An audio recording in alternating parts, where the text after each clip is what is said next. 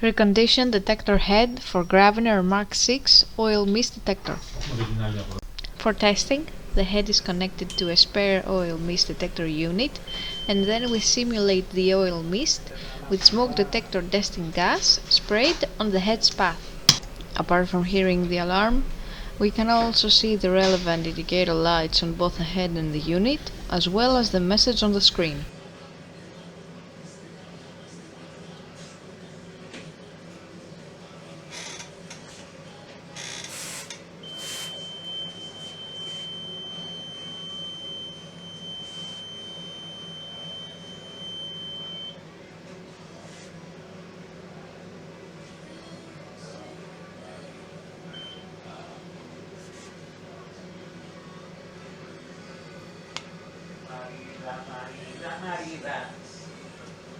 It is now clear that the detector head is working successfully and is ready to be delivered to the customer.